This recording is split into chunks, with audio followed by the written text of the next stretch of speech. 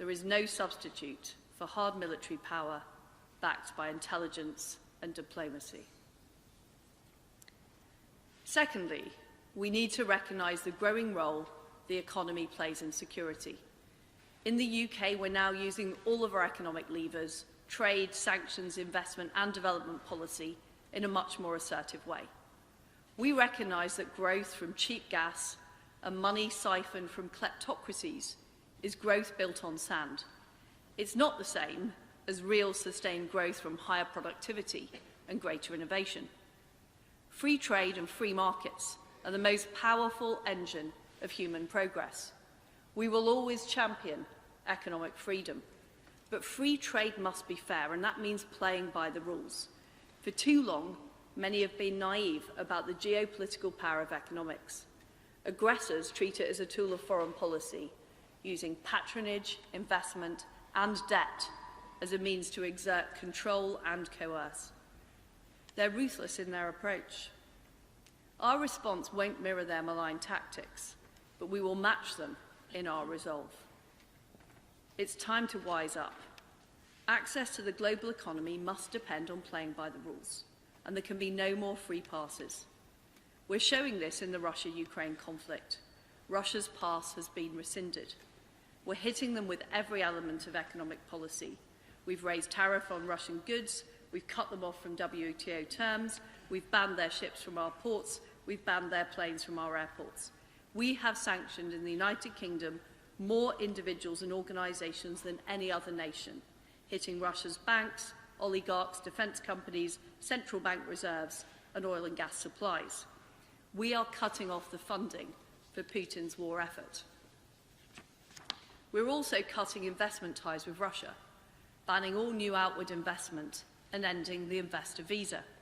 At the same time, we're removing all import tariffs for Ukraine, and we're supporting the Ukrainian economy with loan guarantees, fiscal support and investment. We are showing that economic access is no longer a given. It has to be earned. Countries must play by the rules, and that includes China.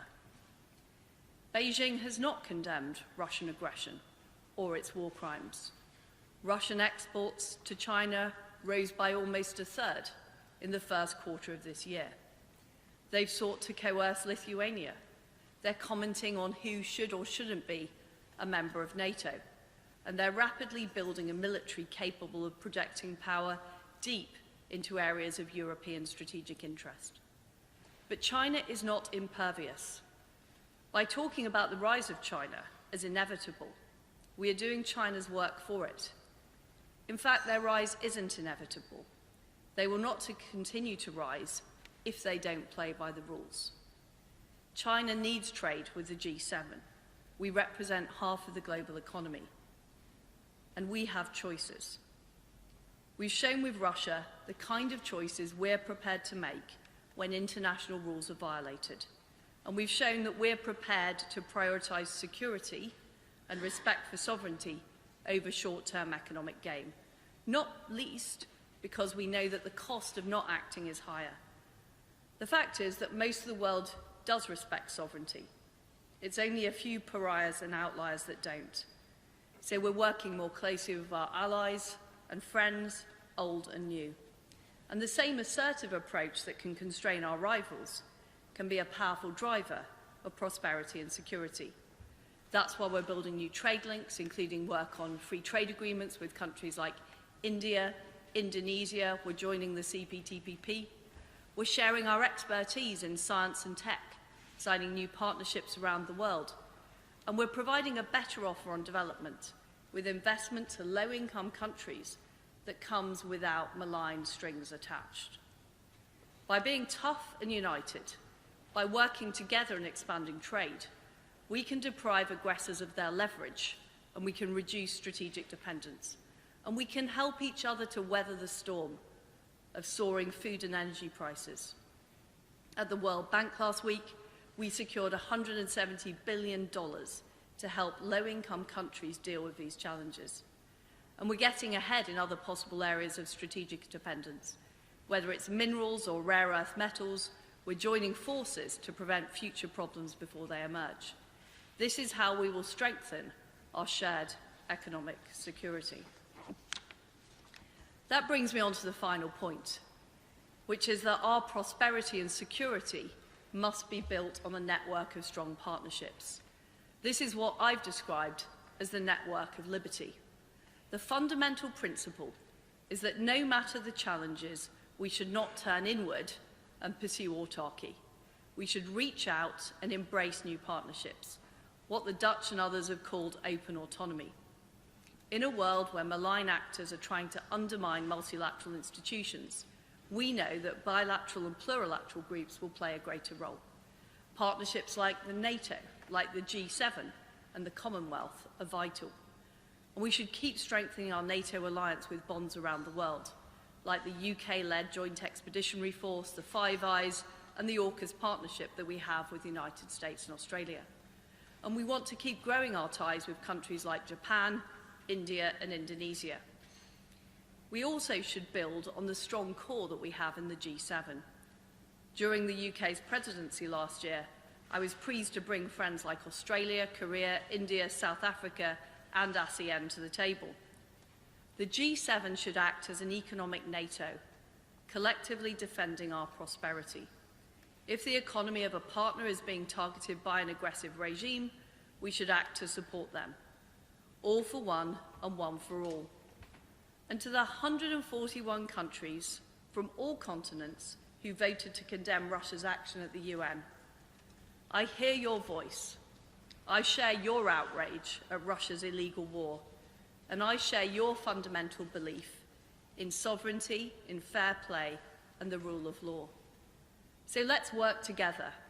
Let's forge deeper bonds. Let's be better traders, investors, and partners than the aggressors. The UK is prepared to do things differently. We're prepared to think differently, and we're prepared to work differently with you to get things done. There is huge strength in collective action. And let me be clear, this also applies to alliances that the UK is not part of. We support the Indo-Pacific Quad. We support an outward-looking EU, and we're working closely together on Ukraine. We support ASEAN, the African Union, and the US-Mexico-Canada trade agreement. We reject the old ideas of hierarchical systems, exclusive groups, and spheres of influence. We want to see a network of partnerships stretching around the world, standing up for sovereignty and self-determination, and building shared prosperity. And the UK will be an active and agile part of this network. Excellencies, ladies and gentlemen, geopolitics is back. After the Cold War, we all thought that peace, stability, and prosperity would spread inexorably around the globe. We thought that we'd learnt the lessons of history and that march of progress would continue unchallenged. We were wrong. But this is no counsel of despair. In the face of rising aggression, we do have the power to act, and we need to act now. We must be assertive. Aggressors are looking at what has happened in Ukraine, and we need to make sure that they get the right message. Together we have tremendous strength. Let's use it to forge a better, more secure world and a stronger global economy. This will take the energies of all of the people in this room and beyond.